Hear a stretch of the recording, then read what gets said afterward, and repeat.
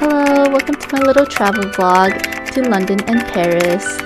This was a 9-day trip in May in 2023, and this was my first time traveling alone without my parents. But I did go with my friend Loveland to go visit our other friend Sharon, who was studying abroad at this time. To start off our day, we first arrived in London and dropped off our stuff at Sharon's place, and then we took the train to go to Camden Market, where we walked around for a bit before heading to our first activity. Day 1 in London, we're in Camden, and first activity we're going to is the Camden Market, and then we're going to do what are we doing again? Tomb Raider. We're doing Tomb Raider experience.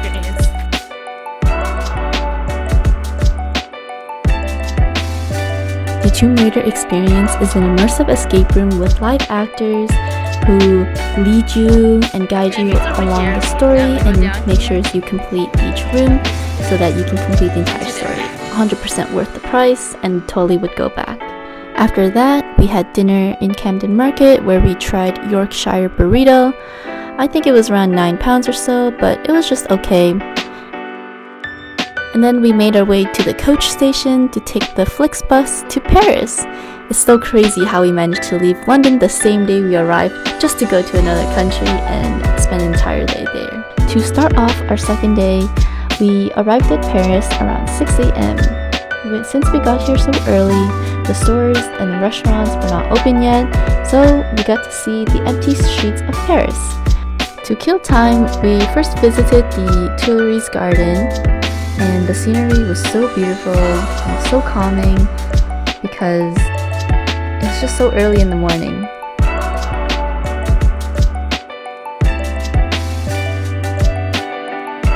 Then we made our way to the Louvre Museum, where we just took photos outside because we didn't book any tickets inside.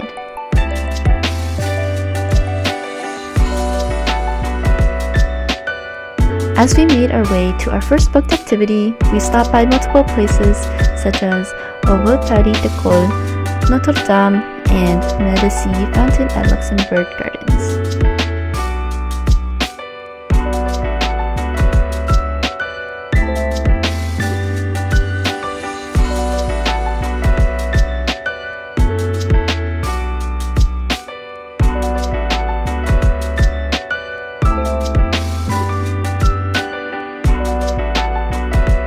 Then we made our way to Pantheon, where we walked up many stairs all the way to the blue top.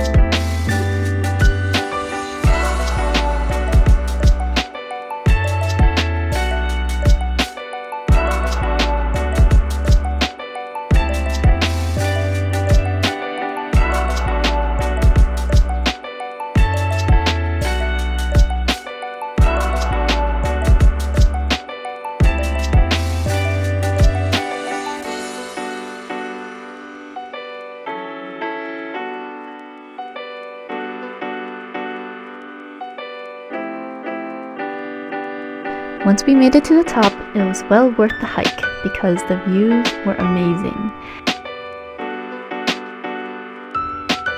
You can see the Eiffel Tower in the distance as the weather was so clear this day.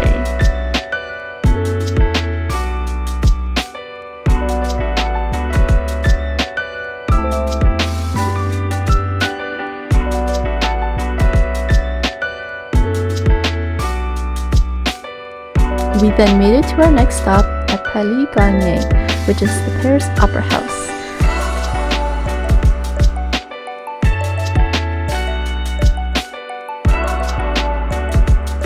We didn't watch any opera shows, but the architecture inside was stunning.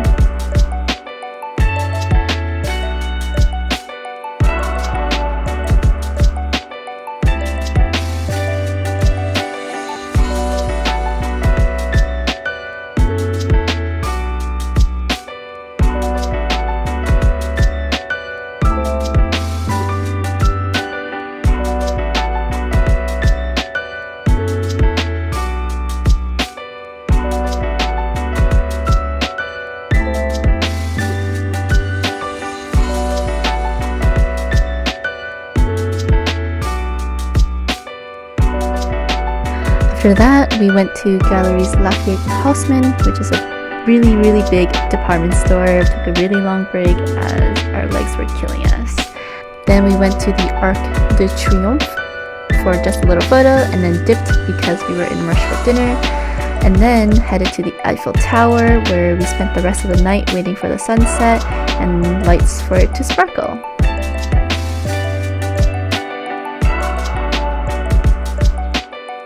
We've just gone through the entrance, and now we're under the Eiffel Tower. How exciting is that? Then we made our way back to the bus stop and headed back to London. In total, we spent around 17 hours in Paris. We walked around 32,000 steps, which my body was definitely not used to. Our adventures continue with day 3, starting off with our first traditional English breakfast, and it continues with us hitting many outdoor landmarks such as Chinatown and Leicester Square.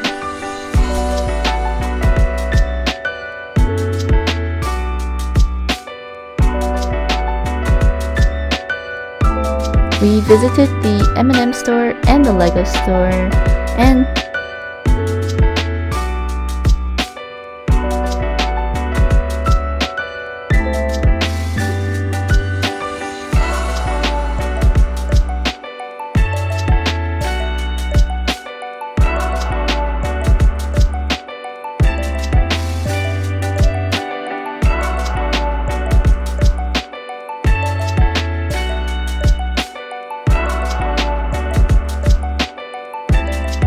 then we visited the Royal Opera House, but the London version, and again we did not watch any shows, but we did get to walk around and sit on the outdoor rooftop patio. And then we walked around to the Covent Garden to look around. It's just a lot of stores.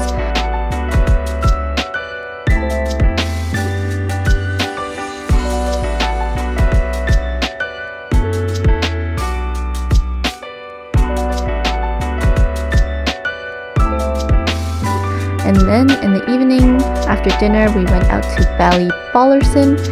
I call it the adult version of the ball pit in IKEA combined with the club.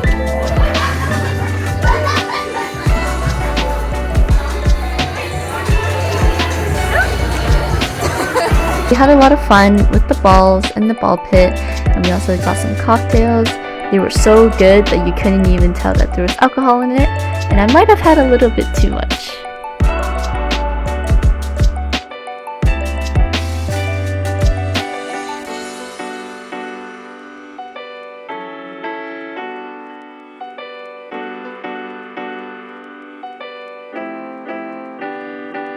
Day 4, we started off by checking out Borough Market, and we got lunch there.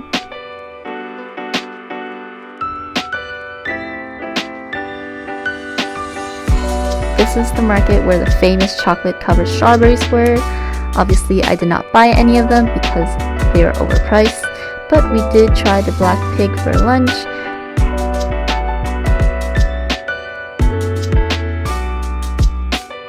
And then we had humble crumble as a dessert. Then we walked on the London Bridge and made our way to St. Paul Cathedral.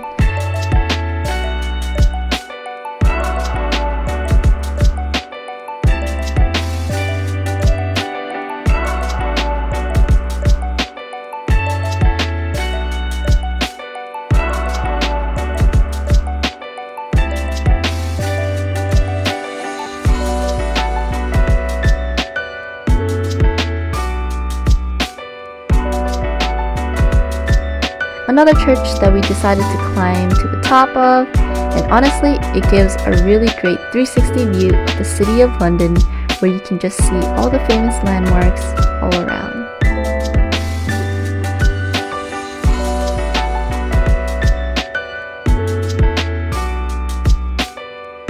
Then we got to see Tower of London and walk on the Tower Bridge, low-key foreshadowing the Shard in the background.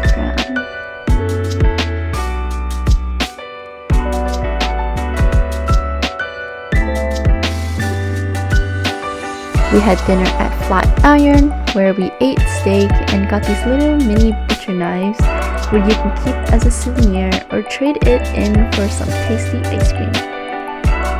In the evening, we got to visit the Shard, essentially the equivalent of CN Tower in Toronto, but we got in for free because we decided to choose one of the bars. And honestly, it's a life hack if you don't want to pay the entrance fee to get to the very top, because the views from the bar and the stairs were good enough.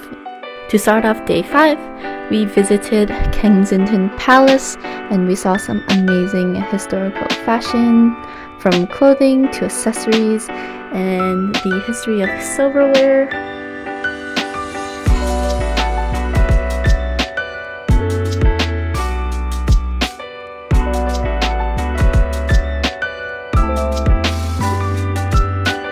We also got to see the famous Met Gala outfits from 2021 and earlier. Although honestly, the outsides and the insides of the palace was low-key giving Bridgerton vibes.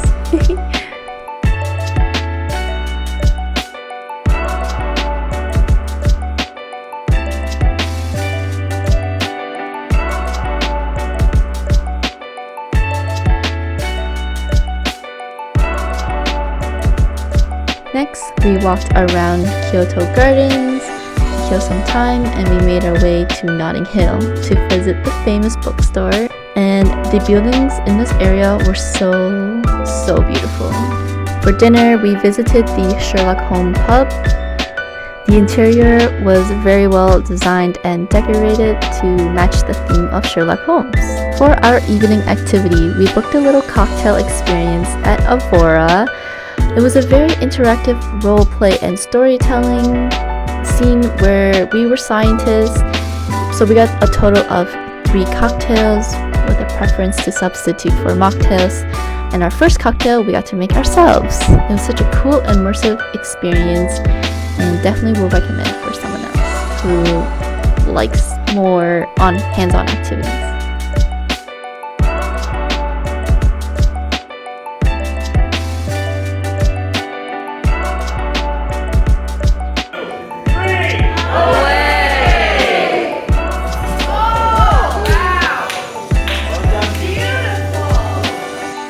Day 6, we started off the day by visiting the coolest Uniqlo building, and then we went shopping at Fort Emma Mason for some cool tea leaves. They had like English breakfast, Royal Blend, Earl Grey, a lot of the basic English teas, but also other different teas. Then we headed to Buckingham Palace, where we saw the Royal Mail car leave. I thought that was really cool. Just took some photos, and then we went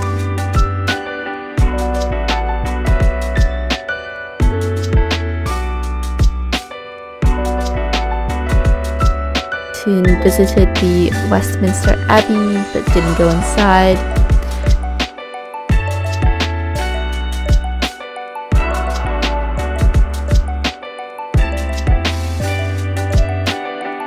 And in the area, we walked over to Big Ben and then the London Eye. So the day was a lot of sightseeing and just keeping it chill for the rest of the day.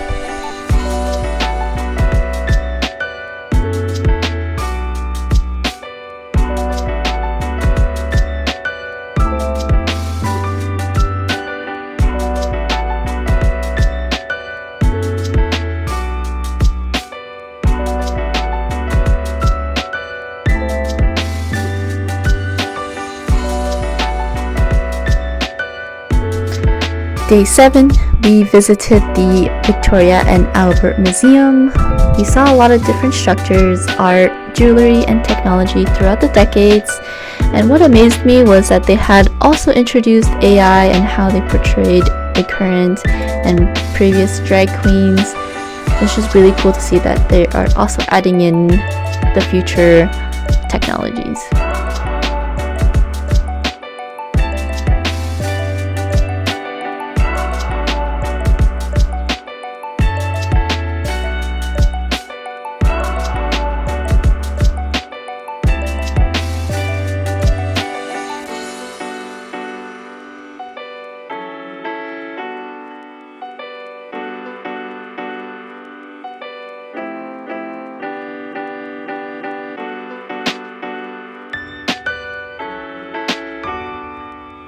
And in the afternoon, we headed over to Wolseley to have some afternoon tea.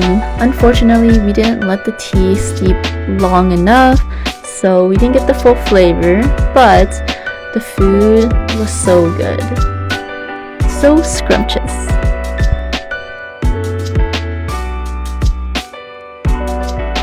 Since we had this snack pretty late, we also had dinner late, and we had reservations for Yori.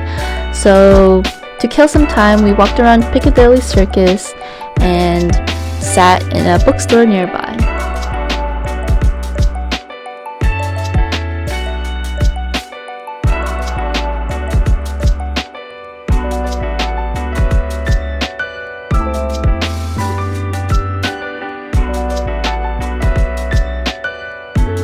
It's day 8, our very last day, so we decided to visit the Sherlock Holmes Museum, where they visually represented the story of Sherlock Holmes in the building and got a little tour of it.